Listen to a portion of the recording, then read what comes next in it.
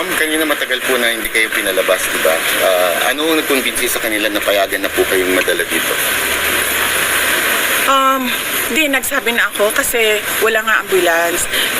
Nag-request kami ng ambulance. Si doktora nag-request na ng ambulance. Nag-request kami ng nag-request. Nandun na yung ambulance. I don't know gano'ng katagal. How many hours yung ambulance doon? 3 hours ang ambulance nasa gate. Wala pa naman nangyayari kanina eh. Walang nangyayari. Ang ginagawa lang niya, umiiyak siya, yes. Pero sinasabi lang namin na she feels she's not safe.